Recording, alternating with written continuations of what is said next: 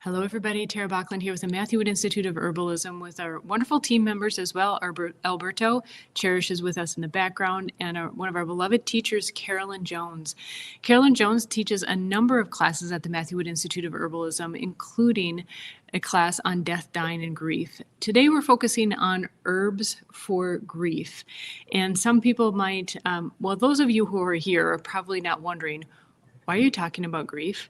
And those of us who have experienced a good amount of grief know that it tends to hit around the holidays, anniversaries, birthdays. And so we want to be here to help and support those of you during this time, and those of you who have friends and family members who may be grieving as well. So first of all, we want to say hello. Who are you? Where are you joining us from? Are you in the United States? Which state? We usually have people from all around the world. So go ahead and wherever you're joining us from, just say hello, where you're joining us from in the chat. And we just love to hear from you, first of all. We're also going to take a moment to get to know Carolyn. In this watch party, you'll be seeing plenty and hearing plenty of her, you can tell, experience-based teaching. And you may wonder, how does someone get into teaching and helping people in bereavement? So first of all, Carolyn is a Brooklyn-based death doula and bereavement chaplain who supports individuals and families through death, dying, and grief, bringing a calm, practical presence to tender transitions, as you'll be able to notice as we get to know her a little bit here. And here we have people joining us from all over right now. We have Fotini from New Jersey, Nicole from Pittsburgh, we have Karen from Fort Collins, Colorado, Tanya from Oregon, Shauna from Northern California. Wow, people all over. Hello, everybody. So good to see you. We have Virginia from Alberta, Canada, Christina from North Carolina. Good to see all of you. Thank you for joining us.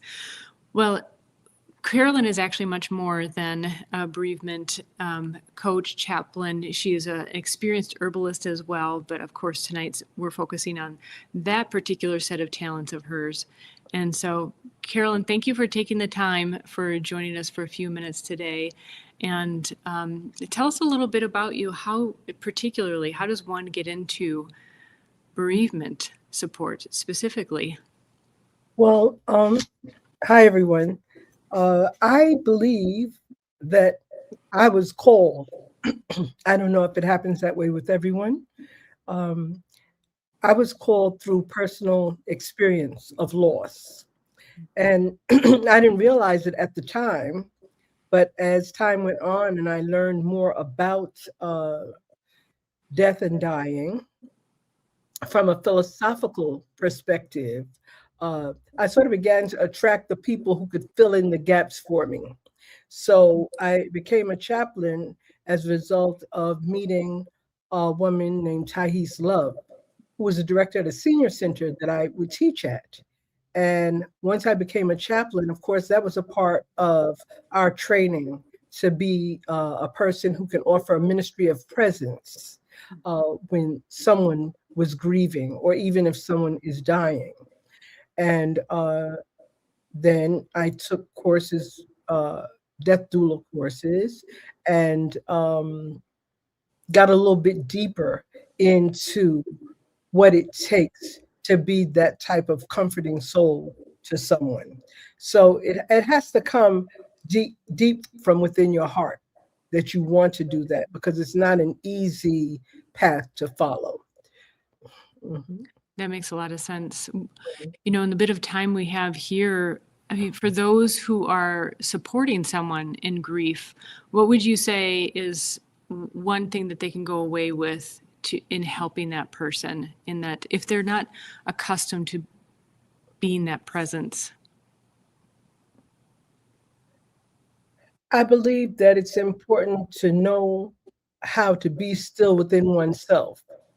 Because once you find your center, you can support someone else and help them find their center.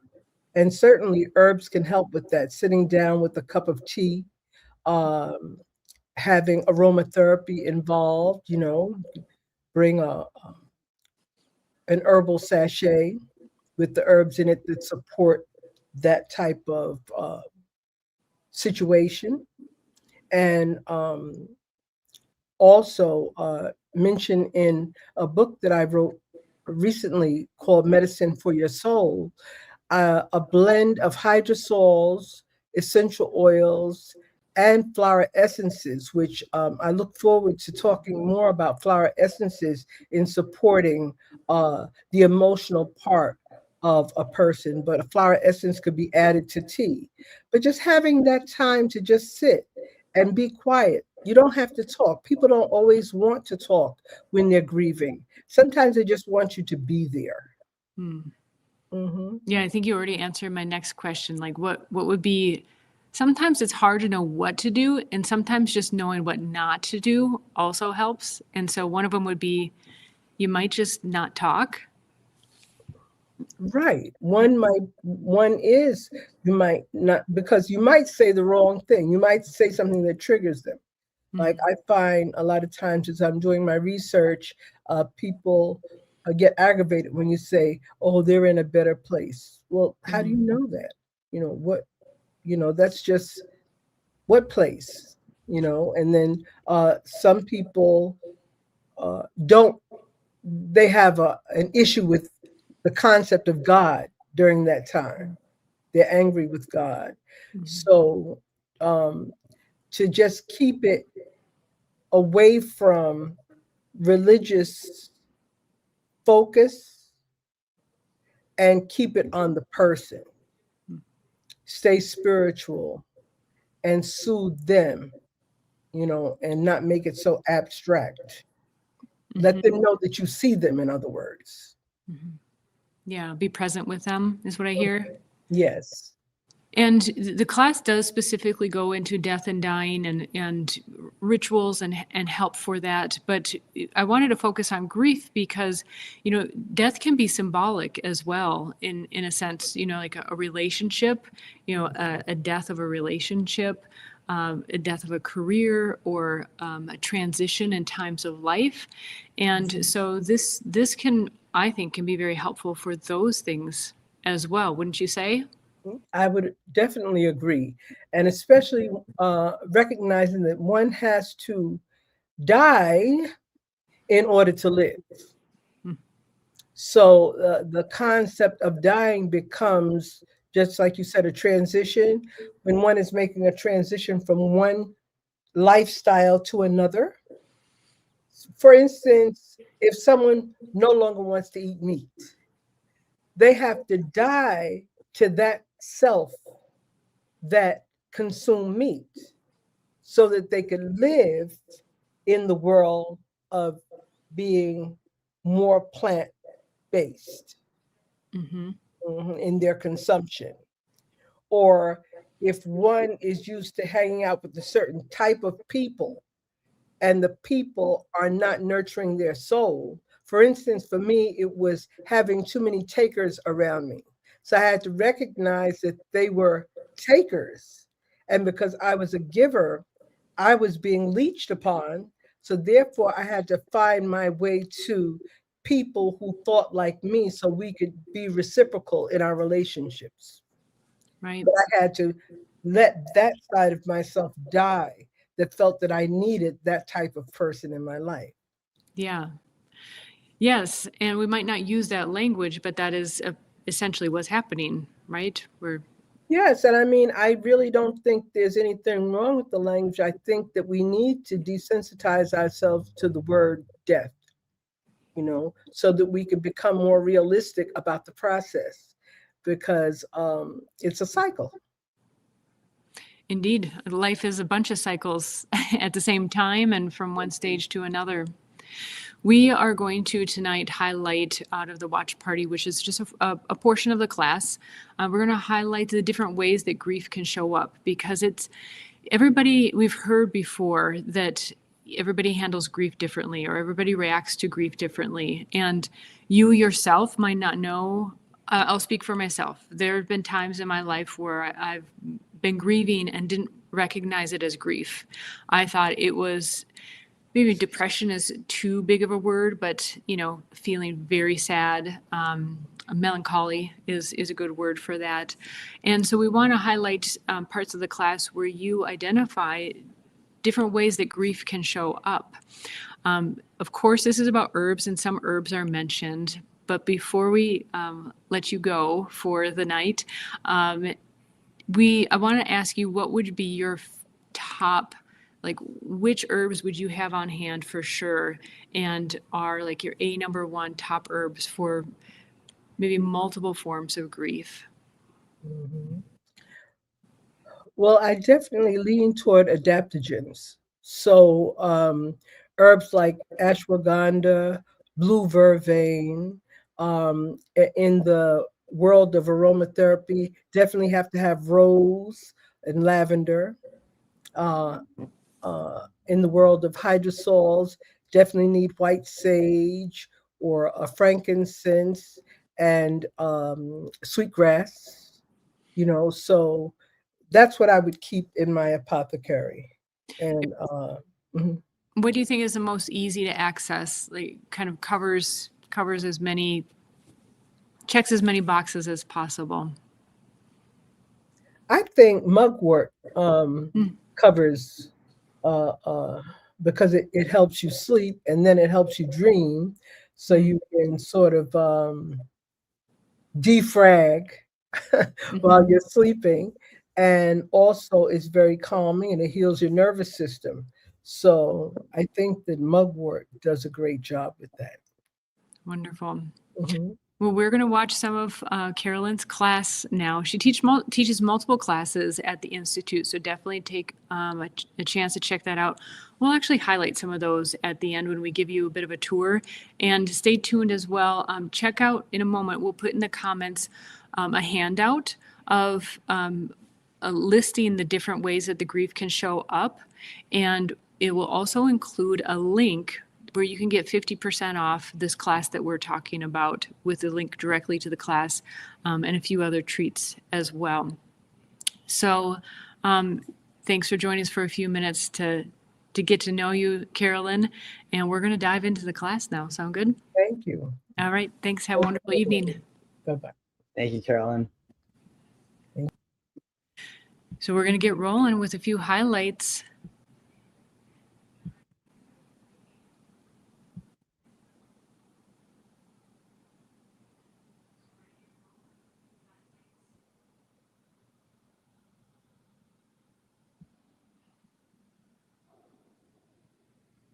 I sort of dive right in here and ask, what is grief?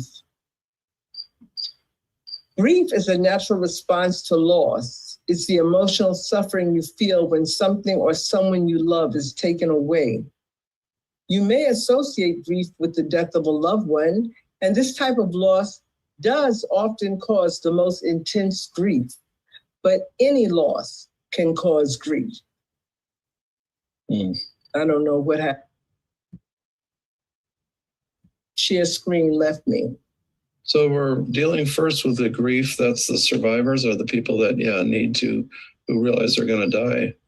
And well, also with understanding that you can suffer grief from any kind of loss. And we're going to, get into that and the different types of loss that occurs momentarily.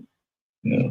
So it's important to grant a person permission to grieve in his or her own way, because everyone grieves differently.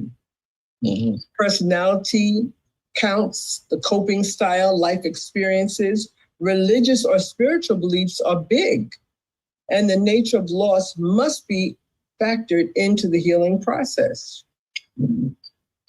There are common misconceptions, myths, and facts, like the heartbreak will not go away by just ignoring it. Oh, if I just ignore it, it'll go away. No, it won't. Actively dealing with grief helps to manage the suffering. So facing it, especially in anticipatory grief, I find people suffer quite a bit, in just wrestling with their own philosophy about grief, about a death, and then also dealing with the obvious eventual losing of their beloved. Feelings of insecurity and sadness are normal reactions to loss, but crying is not a sign of weakness. A lot of times people withhold their tears because they want to appear strong. It's a normal response, but it's not an exclusive one. Sometimes people withhold their tears because they don't feel like crying, so they're not really withholding. But it's important to let people know how you feel. Not crying doesn't mean you don't care, but repression of feelings is not good. It's not good for your health. There are some scenarios that may cause a person to not shed tears, like if they had a contentious relationship with the deceased. Mm-hmm. That's a very real thing. Or just shock and disbelief. Mm-hmm. There's no right or wrong amount of time to grieve. I love this quote from Richard Rohr, who said, "Pain that is not transformed will be transmitted." Oh, gee. Carolyn's classes are just full of like truth bombs like that, but especially this one. You had mentioned earlier, Alberto, in the comments, death and grief are so taboo in our times and perhaps always been, and that there's so much fear and lack of understanding around it. And yeah, that's why we're talking, you know, saying the words that everybody is thinking perhaps during the holidays, you know, how to handle this. Yeah, it's definitely not the easiest topic to talk about. But, you know, through Carolyn's course and my own journey, but Carolyn's course was really, it dives so deep, as you said, into these topics. And I think it's, when grief arrives, it's such a hard topic to deal with. So I think if we can explore it a little bit throughout our lives, throughout, you know, and death as well, so that when it does arrive, we have some tools, like all the tools that Carolyn's talking about. It just makes those difficult moments a little bit easier to manage. Virginia's chiming in. She says, "I'm grieving at 56 years of age. My husband of 25 years has recently been moved into a dementia home for early onset Alzheimer's. It feels like a roller coaster of grief sometimes." I think I can speak for all of us. Our hearts go out to you, Virginia. Yeah. And there's, you know, Carolyn talked about crying, and there's so many reasons why we hold back, or I've even remembered at times where I felt like I couldn't cry anymore. You know, like when your tears run out and like you're kind of spent. And for me, that's also felt like a turning point. You know, like I didn't have any more in me. Oh, there's a great book. I'll put it in the chat later. I don't want to take away from this from the watch party. Yeah, and Cherish is chiming in the background. Wow, grief even starts before the person dies. This is not talked about enough. Or even in your own mind, it doesn't even have to be someone dying, but you can think of like maybe someone whose children are about to all leave the home, you know? They're going off to college, moving on to their next phase of life. And so you could even in your mind be anticipating and kind of create that scenario in your mind as well. Shall we move on to the next section, you think? Yeah, let's do it.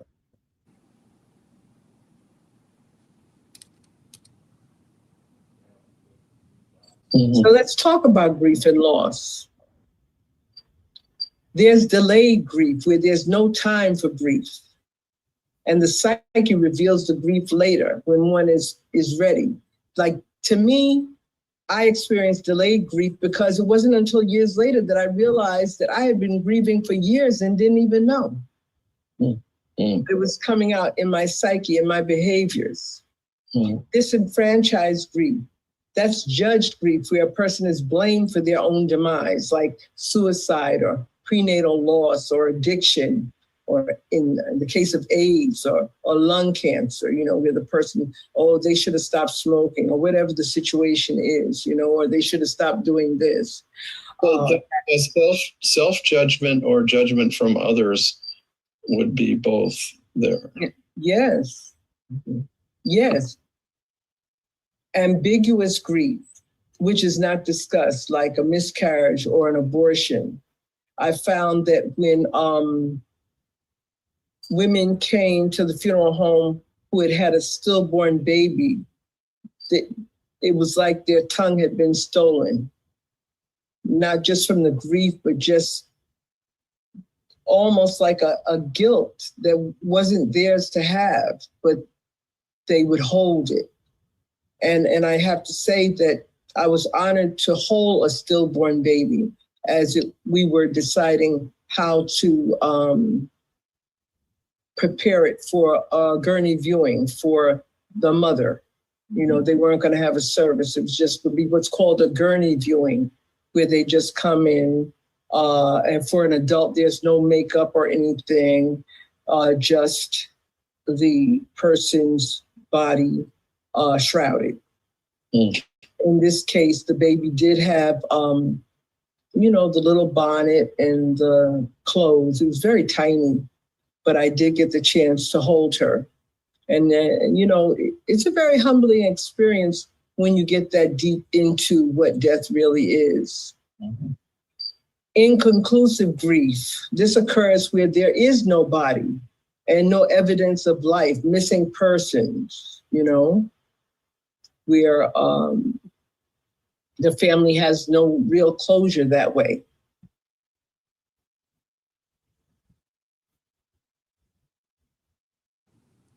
I hear that a few people are having a hard time opening that link that has the handout. Particularly if you're on Facebook, you'll want to click on those three dots and click and then choose Open in External Browser. And that, again, that handout will summarize these different ways that grief can show up, and also has a link to 50% off this class with Carolyn, with all sorts of herbal aids to help during the grieving process as well. Sorry, I'm trying to type at the same time to give this to you all. And just hit us up in the chat if that is an issue for you. You also might right-click and open up or save the link and just copy and paste into a browser. Those are indeed, that was tough to hear. I forgot that that was part of this, these selections that we were putting together.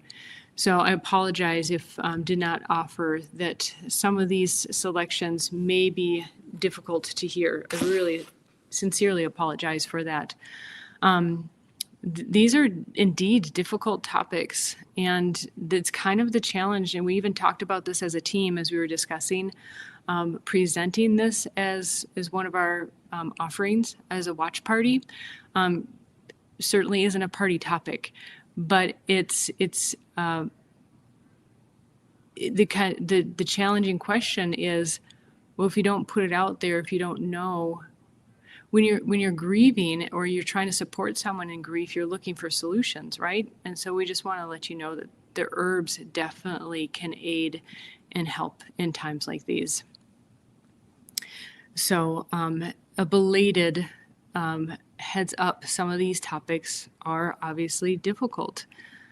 So yes. Albert, do you have any comments to that?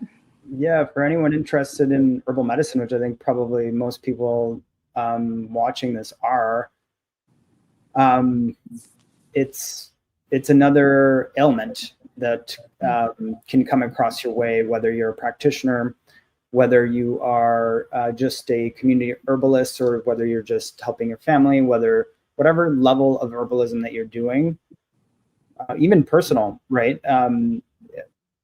Grief and, you know, seeing how Carolyn categorizes the different types, and we're only highlighting some of the ones, some of the different types that she highlights, but there's there's a lot. I remember the first time I was in the class and being like, oh wow, there's more, there's more types of grief, and Carolyn just kept going and really categorizing them and really differentiating them, which was so helpful, but also really opened my eyes to how frequently grief can be masked, or it can show up as a different, behavior, or a different, and especially when between like family members or between people who are close.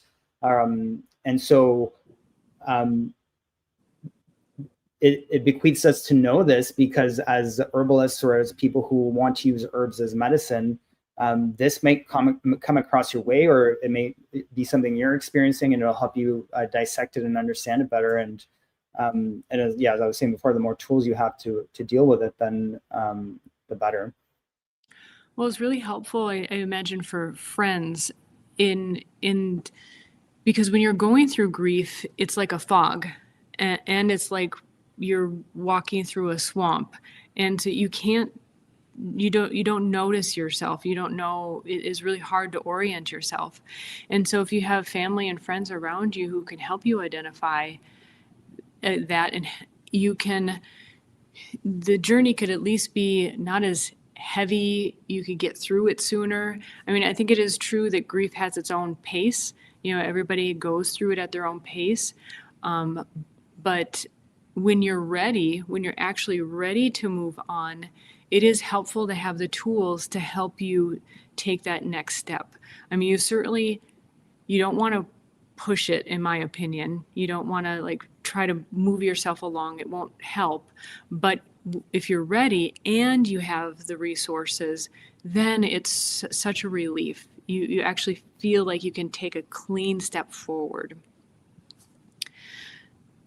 Yes. And Carolyn is really active on social media, so there are a few questions here that she may come in and just answer herself. But for sure, something to mention is in all the courses at the Matthew Wood Institute of Herbalism, you have access to the teachers. And so while you're taking the class or course, you can ask a question online, and the teacher will be notified and get back to you. So that is definitely a huge benefit here. And yes, Virginia said it was nice to have the types of grief acknowledged. It allowed space for some of the things I had never pegged as grief. Yeah. Well, we have a few more that we're going to be sharing from class. Shall we move on?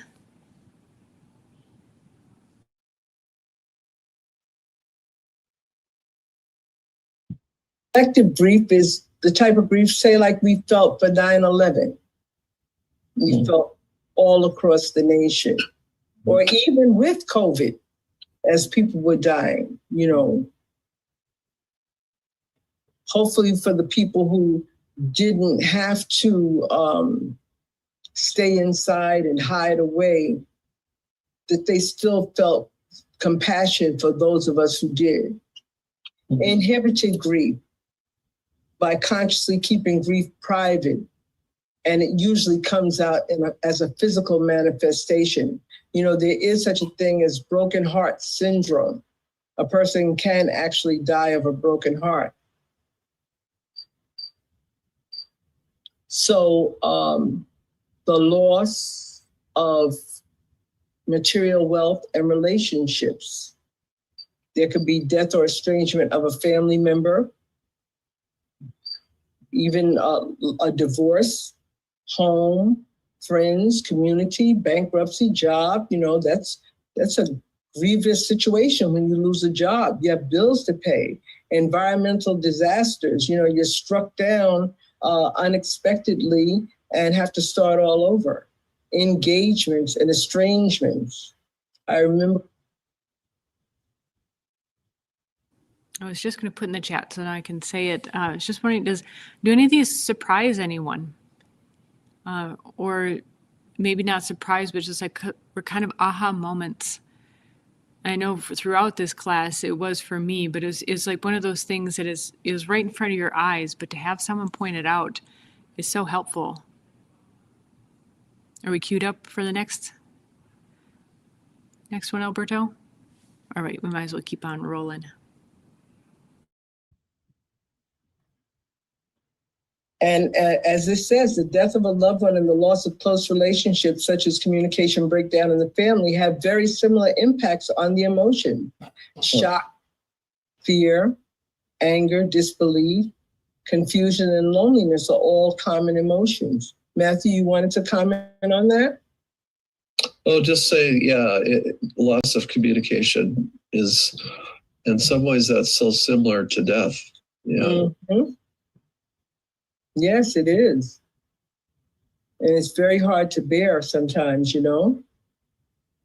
And also role loss and relinquishment. We see the columns there: role loss, parent, caregiver, spouse, significant other, sibling, job title, retirement. I had people at the funeral home say, I took care of my mother all of this time, and now I don't have anything to do. Or I took care of my wife all those years, and now I don't have anything to do. They had drowned themselves in caregiving and had built their life around it, and now their life had no purpose, they felt. So they had to find new purpose. Relinquishment, chosen loss, leaving a relationship, a religion, or a nation, or giving up a long-held habit or belief. It takes courage to change, you know, and there is sort of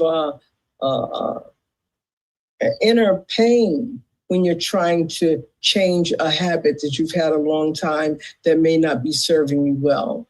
But if you can ride that pain out, you can reach the other side whole over time.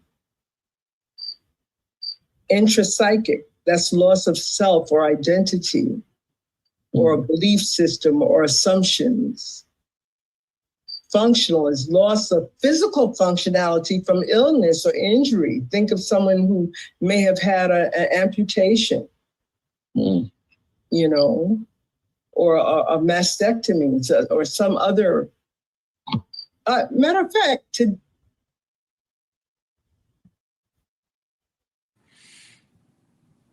There's a lot to say about this. How many segments do we have, Alberto, before the how to support a friend? Or is that the next one? Shauna says, Lord, I am living this right now. Sorry to hear that. I mean, it is a tough part of life, right? It's like what we call, this is adulting, right? That is tough. I'm wondering what you don't have to say if it's something that's hitting you or not, but you know, what are some topics that maybe just really struck you? Virginia chimes in again. I tried caregiving for my man. Mrs. Virginia said her husband recently went to a dementia care. I lasted about 8 years. It takes a special person to do that. I'm lucky the Dementia Cottage is a 10-minute drive, so I can see him often. That is absolutely a blessing. 8 years, that is a long time. And I think dementia is one of those things. My grandfather had dementia, and it's one of those things that I mean, I don't know as far as a caregiver, but it is sad because you're losing them right in front of you, right? And then you also see them recognizing it, and then you kind of have the sympathetic sadness with them, and then they go away. They go away into their fog again. And yeah, the energy it takes. Marnie says, I wondered whether beings who have died that we continue to think about and have inner dialogue with are those with whom we have or had issues. If you don't think too much about your lost cat or dog, for example, it's because the relationship was hopefully not conditional and you had no issues with them, not because you didn't care about them. Perhaps it's the unresolved nature of things that affect us. Yeah, that certainly seems plausible, I'd say. Fotini says, my dad, grandma, all passed of Alzheimer's / dementia. Whew. That is tough. Boy, this really does seem to be striking a chord, and I'm glad in the sense that because we wanted it to be supportive. So I think that's one thing that is definitely ubiquitous, right? Is struggle, pain, grief, but it is one of those things that we don't share because it's so tough. So I'm glad to hear that this is being helpful. Yeah, we all experience it for sure. And one of the things that Carolyn points out, that I believe Virginia was saying, you feel recognized because even like changing your mentality about something, if you've had your mentality, a certain belief for a long time, and you change something in your life causes you to change that belief, you can experience certain feelings, and if you don't know that that may be grief, then it can be difficult to traverse that territory. And so, yeah, just in recognition, there's healing in recognition alone. Well, I've even heard, for example, many couples, their first child, right, is a very glorious moment, but at the same time, it's the end of your relationship before a child. And so you have to, I mean, that's, I have this little picture. It's what is it, like a needlepoint, like old picture. And it says a life is a process of holding on and letting go. And the biggest thing is knowing the difference, right? And that's kind of the serenity prayer, right? And I think that's what hopefully we can learn through life, and have someone as a teacher, or if you're fortunate enough to work with someone like a Carolyn, who you can tell just life is speaking through, right? Has the life experience, has the wisdom, and can be so, so helpful. Shauna says, even retiring can trigger a grieving process. Ask me how I know, LOL. I could see that. You could be delighted and beside yourself at the same time, is kind of what I read into in that too. All right, what are our next, we don't have time, I don't think, for all of our segments tonight, but what do we have to choose from? The next one I think is really pertinent. It's Carolyn talking about how she supported a grieving family and some of the herbs that she used in the moment. And then we also have a segment on how herbs or how emotions can play in certain ways in organs, especially specifically the lungs, and what herbs can help with that. And then Carolyn did mention this at the beginning. So there's the last segment that we have available is dream work and mugwort. Is the next one with the supporting the family, is that our example of supporting others in the process? Great. Okay, I hope we can get to all these tonight. Let's keep rolling. There we go.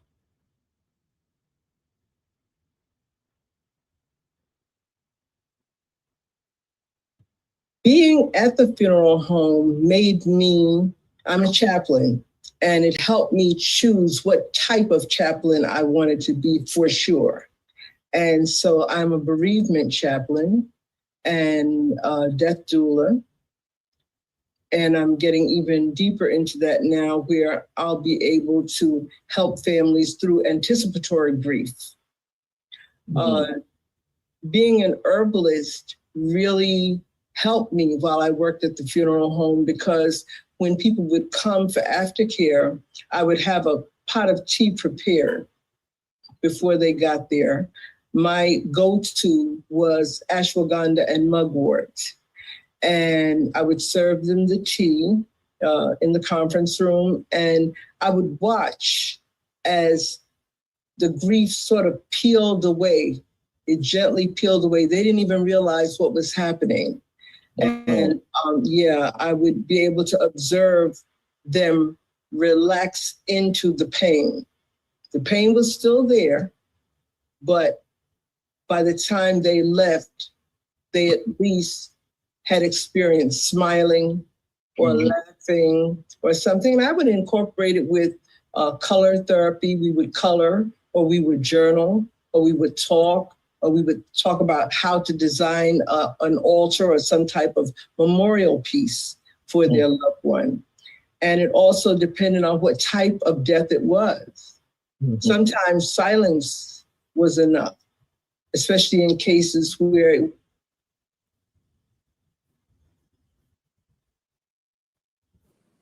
Well, you're queuing up the next one. I'll read a few of the comments here.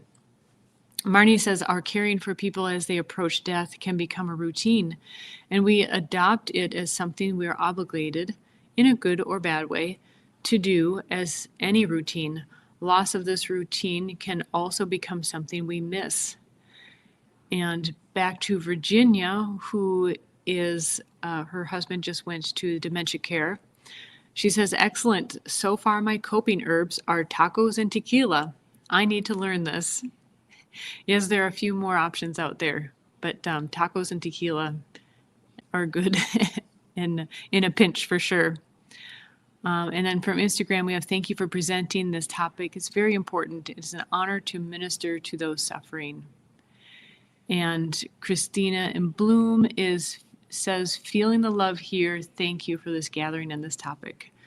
Well, I'm so glad to hear that this is helpful, because this was kind of going out on a limb, putting this one out there. Are we ready for the next bit? Okay, here we go.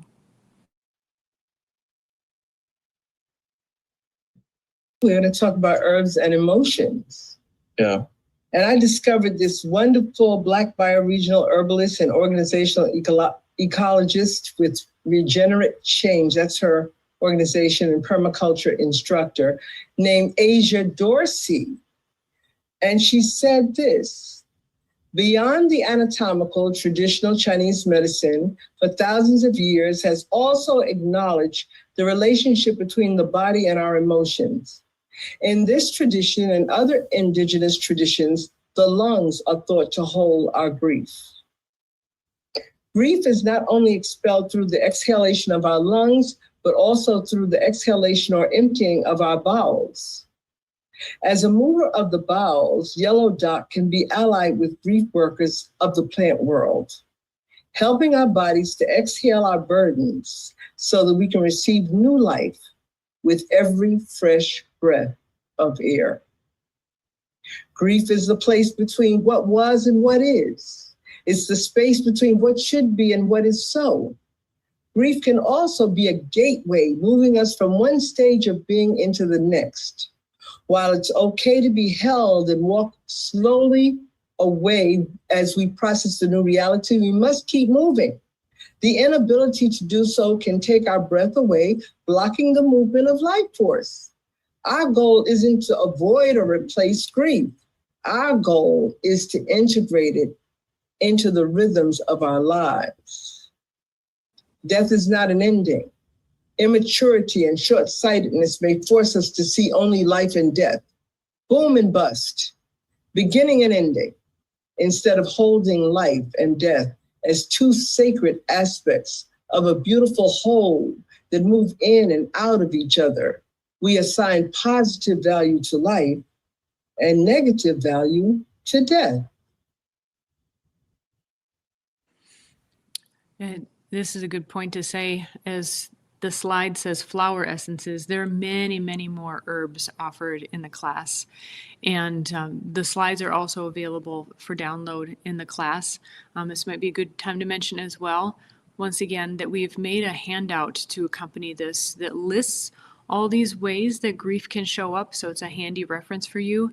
And included in that list and that handout is also a link to this course, which the link will automatically apply 50% off with access and 50% off to a few additional things that we'll show you here very shortly at the end.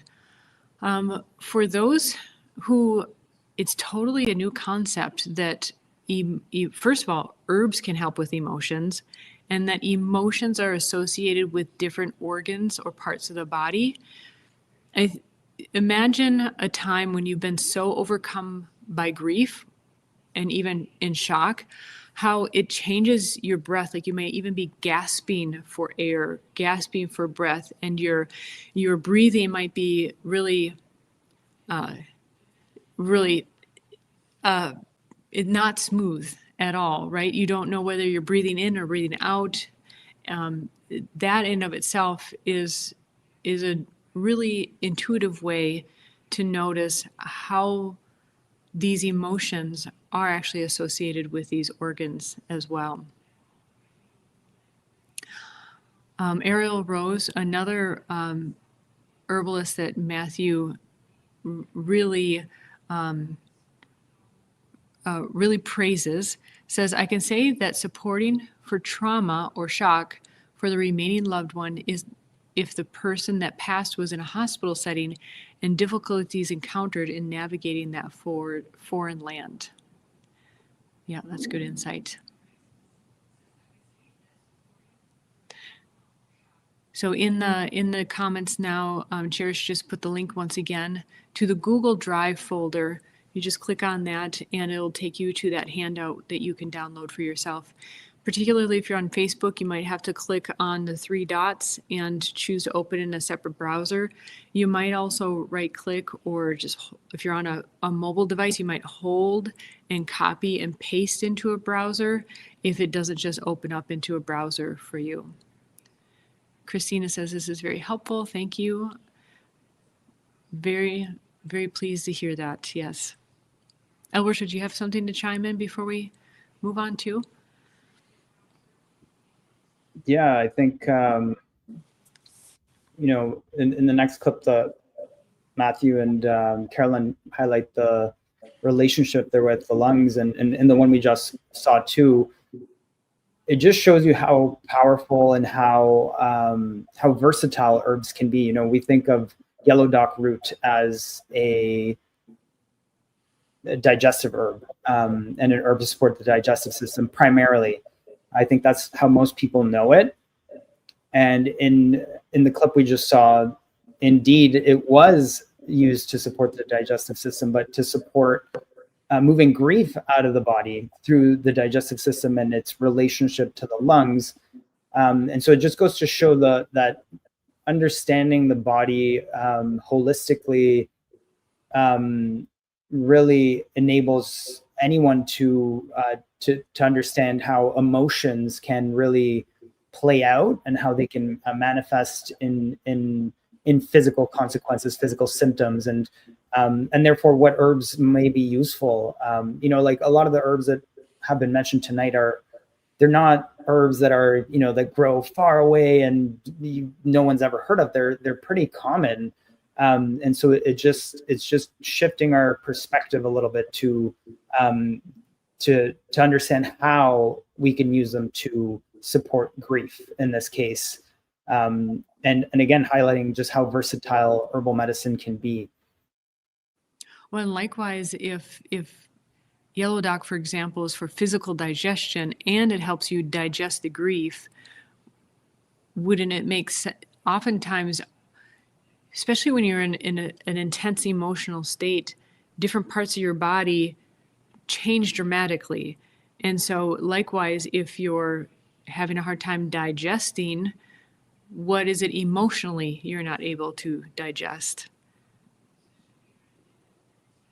Virginia says, this is exciting. I just bought some yellow dock because it was mentioned in another webinar of Matthew's. Good reason to stay tuned. That happens to me all the time, even after years of hosting and reviewing classes by Matthew. It's like, oh, that was meant for me. Yep. All right, shall we move on to the last segment? Let's do it.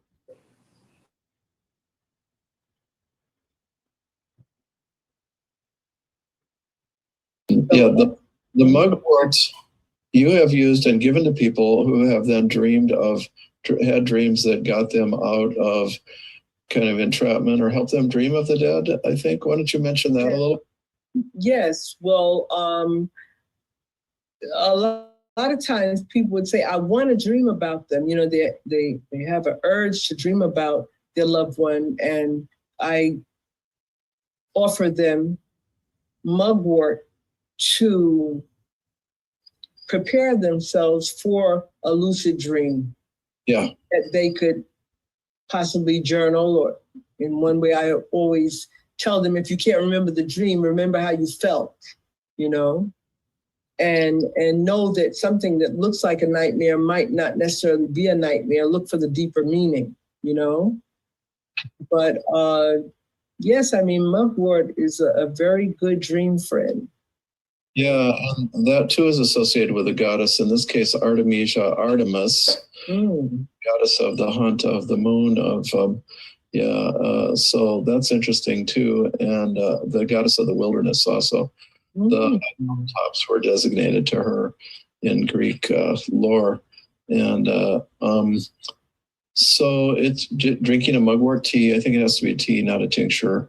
Yeah. Yeah. Well, now, actually, Amy Anthony used mugwort essential oil in salve, and it was highly effective. You know, just to rub on the temples a little bit before you go to sleep. Okay. Deep sleep.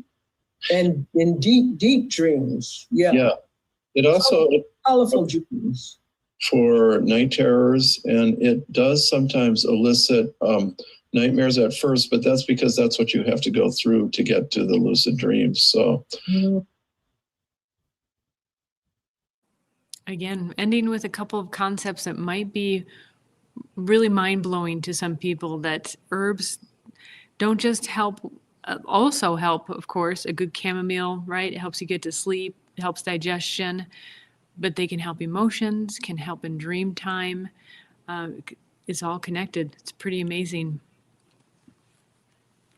Yeah, and I love the, just kind of like what I was saying about the herbs, thinking of the herbs differently and how to support grief. Like Carolyn was saying that about dreams, like you might have a nightmare and you think it's a nightmare, but if you shift your perspective a little bit, and it might not actually be a nightmare, and there might be a message in there or a feeling that you can work with to help address what you're experiencing in our waking life. I had a recurring dream that in my especially 20s, and then it kind of phased out in my 30s, I had a recurring dream of a tornado.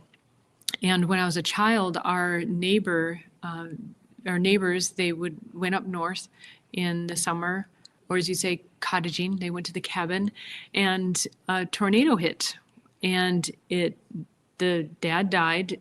Two of the kids were injured, and that was my first experience going to a funeral, seeing a person in a casket that I could recall. And so I think I associated those things. And then also when there was later in life family turmoil, that became my intuitive premonition that there was some family turmoil going on. And even though it was a premonition, I knew to expect, there's going to be something going on this holiday, or someone's going to give me a call. It was still very uneasy. And so while it was helpful, it's not fun to go through that on a repeated process. So the herbs can really also help. While you might not want to stop that, you might not want to go through that intensity each time. Christina through Instagram was saying, feeling the love here. Thank you for this gathering and this topic. Thank you, Christine, for chiming in. And then she was continued on with a bit of a story here, saying Albizia started growing all around my house months before my love died. As I moved through the grieving process, these little beauties lighten my heart a bit. The herbs show up. What a gift. Wow. Marnie says on Facebook, for some reason, I have come to believe that whatever we are trying to achieve technologically already exists in nature. We didn't invent electricity. For example, we just learned how to access and use it. We model things after nature. Trees are like computers, or vice versa. They transmit, store, and process everything. So dreaming, as you say, lucid dreams, if you do not have a tree, you might be able to access essence of deceased persons with mugwort.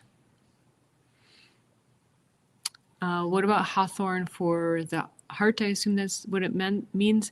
Hawthorn's great for heart-related, physically and emotionally. Shauna says, I just bought the class. I'm sure it will be very helpful. Merry Christmas to me. Merry Christmas to you. What a great gift. Yes, Betty, heart. Hawthorn is wonderful. It is in its many forms.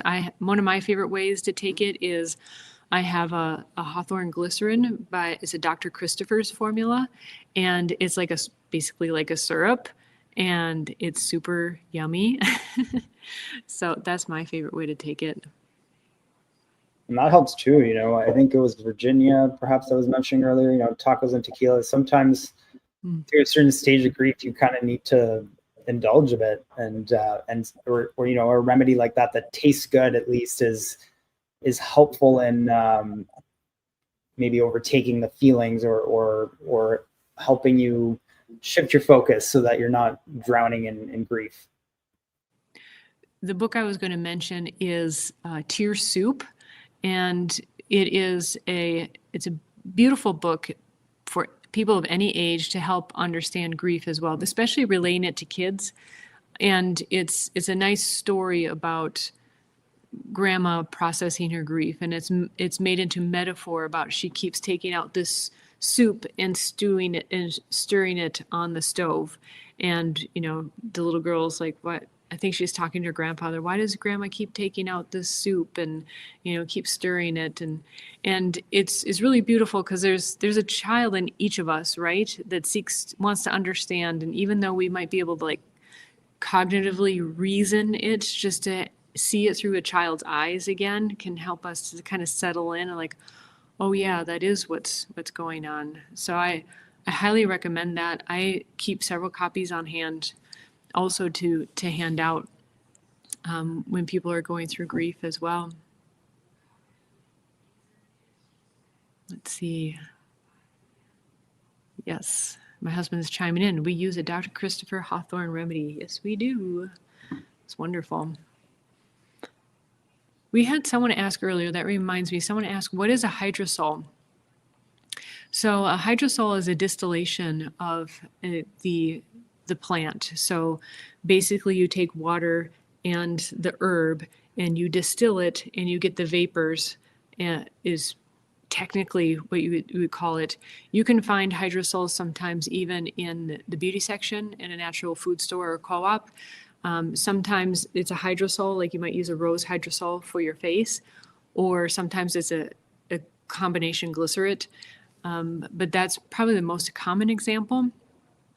But you can have all sorts of herbal remedies, and it's just a nice way to kind of spritz it in your environment and take it in a very gentle way. Alberto, you might have more to add to that. Well, I love hydrosols because they're, I think you mentioned they're so gentle, but they also contain some of the essential oils of the plant.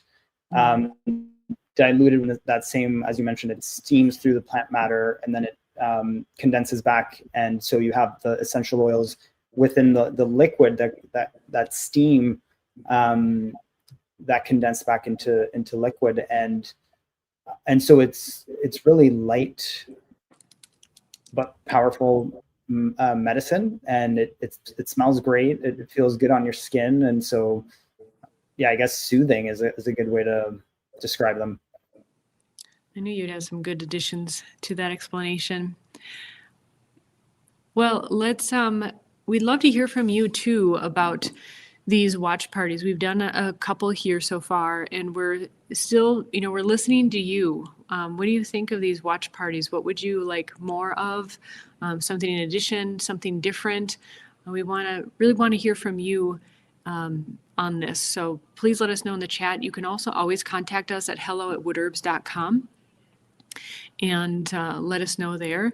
And Alberto's going to show us where you can find this course at the Matthew Wood Institute of Herbalism, what's included, maybe even a few other of Carolyn's classes. While he's queuing that up, I'll also let you know that there are a couple other classes. If you liked this topic, if this topic was helpful, you also might like in our Herbs A to Z, a class on anxiety and grief that covers, it highlights. These classes always go through a lot of herbs, but it highlights blue vervain, southern vervains, and other vervains. It's really a vervain class plus agrimony. So if you'd like to learn about herbs for anxiety and grief, that's in Herbs A to Z. And then also bitterness, the emotion bitterness. There's a class on that too. So some helpful herbs, again, are the valerians. And then we just finished a class this last Wednesday on anger, bitterness, resentment, and hate. And that is also in Herbs A to Z. So heavy topics, but if you're into this one, if this one was helpful, those could definitely be helpful as well. Because a lot of times these emotions kind of gather together. They hang out together. And so if you can help one, you can usually help the others as well. Yeah, or as we learned today, they could be masked grief. Exactly. Yeah, exactly. And what's great at the Institute is not only you learning from Matthew Wood, but he has specially chosen a wide variety of teachers who are specialists in their fields, in their specialties. Like there are herbal specialties. And so you'll learn from various teachers and you'll learn all sorts of really neat nuances. So Alberto, if you take it away and show us where we can find some of these intriguing courses. Yeah, so if you use the link that's in the document download, you'll land right on this page. And this is where you want to land because you'll land right on the Herbs for Death, Dying, and Grief course. Of course, you can read all about it, but after today, you got a great preview, but of course you can read a little bit more, like certain things that are really important are highlighted, like memento mori, and that's explained in the course itself and what that means and why it's important to know. But it gives you a breakdown of, how long the course is and all the details that you might want to know, what you'll learn. You'll also see a little bit about Carolyn and of course Matthew, and it is also a certificate course, so you can read about that as well. But what's important about using the link in the download document that we put in the comments is that it has an included 50% discount that's applied upon checkout. So once you click on enroll and you land on the checkout page, you'll see down all the way at the bottom that the coupon's pre-applied. And so you're getting that for 50% off. And this is a fantastic course, but as Tara mentioned, there's Herbs A to Z. And there's other courses that you might want to check out. And if you go to the homepage by clicking on home, and you can hover over the Learn tab, click on Herbalism courses. And if you want to look for Carolyn, for example, there's so many different courses. I highly suggest using the search bar. So Carolyn, these are the courses that she has: Herbs for Death, Dying, and Grief, Black Folk Herbalism, another incredible course, and Culinary Remedies Exploring Health in African American Kitchens. And so these are all available individually. But if you want to perhaps access them all, and perhaps Herbs A to Z as well, since Tara mentioned some pertinent classes that could be complementary to today's topic, I would go back home, scroll down, and you'll see that you have a few different options. You have the Herbs A to Z, and that would give you access to the Herbs A to Z course and all the classes that were mentioned that are in that course. And you also have the library plus Herbs A to Z. And so if you want to access, Carolyn's courses as well as Herbs A to Z, this would be the way to go. That would include all 3 of Carolyn's courses as well as Herbs A to Z with all those complementary classes. And in addition, 90 other courses that you could get into. And the good news is that the 50% discount is applied here as well with that link from the download, from the document download that we posted in the chat there. So once you click here, you'll see that the discount is applied at checkout all the way down. And as you can see, there's so many different courses. They're all listed out here, so you can really take your time to go through them. But all of Carolyn's 3 different courses are in here: Herbs A to Z with 80 plus recordings alone, and so many other courses. So many different courses. We could talk about them for a while, but take your time to scroll to really see just how many courses there are. And some of these are quite extensive. Some of them are shorter, but it's really just a wealth of knowledge waiting for you to explore it. Exactly. And if you ever have any questions about what this includes, any of that, just reach out to us at hello@woodherbs.com. And again, we'd love to hear your feedback on these watch parties. It's something new we're testing out, and definitely want to see how this is resonating with you. Great.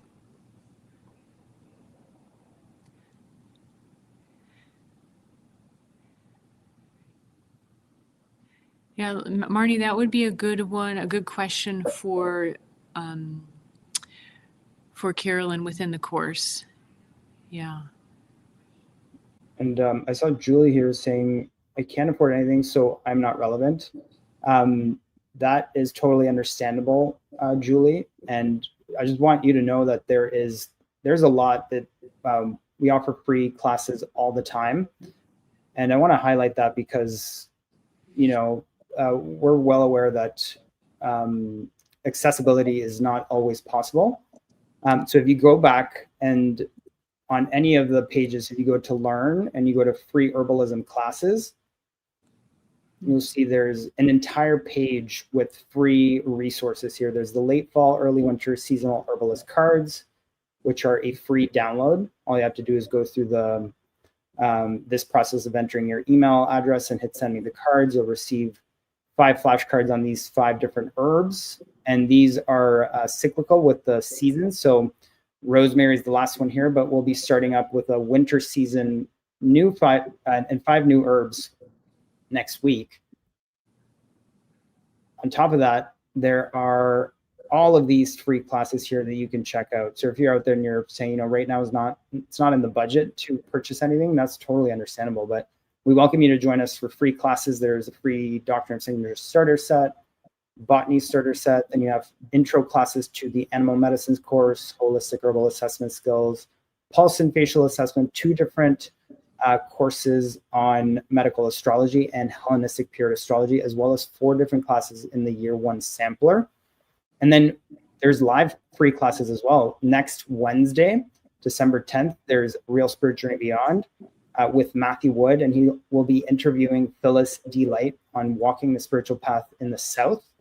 And this will be featuring Southern folk medicine, which the tradition that Phyllis Light was born and raised in. So that'll be a phenomenal class. You can register at the green link here. But there's also more recordings, I believe 4 or 5 at this point by clicking on the Real Spirit Beyond.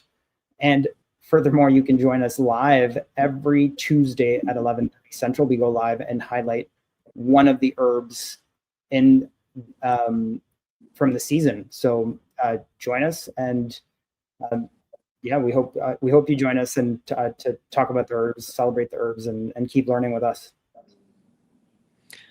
Good eye there. Thanks, Alberto. That very good point. There's a lot available for free as well. Sean is asking, so what do you recommend to learn the most? I would say the best value, if you're just like raring to go and you really want to learn a ton about herbs and all these emotional topics as well that we brought up, the library plus A to Z is absolutely the best value, especially for someone who really wants to dive in. And like we said, the coupon code applies to that as well. Julie says, I'm very interested in grief around climate change. Yeah, that certainly affects a number of people for sure. Let's see. Julie says, I know, Matthew, I've been signed up since you started.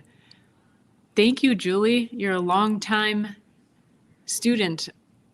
And I'm sure we've seen you cross paths another number of times virtually here. And another, I don't know if it's the same Julie or another Julie, because it must be another Julie, because Julie said she's signed up since we started. But another Julie is saying she can't afford it. So at 50% off, the class is just $24. And we have Development-U saying, we'll purchase the class for you. So why don't you both contact us via email, hello@woodherbs.com, and we will help arrange that for you. And I don't think I mentioned it, but when you purchase the class, you get access for a whole year. I think that was an important detail I missed. Mm-hmm. There we go. Julie says, thank you. Dev, there you go. Making friends. And that's just it. That's the type of community we have. What a perfect example. Well, I think that's good. We're trying to keep these to an hour because, you know, everybody's got lives, right? And other things to do. But that's a really great taste, a great sample of what's available, not only in this class, but what's available at the Matthew Wood Institute of Herbalism. And thank you for joining us. This was a big test, so we're delighted to hear that this was so helpful for a number of you. So thanks again. Thanks for being brave with us. Thanks, everyone. Have a great night. Have a great weekend. Take care, everybody. Bye-bye.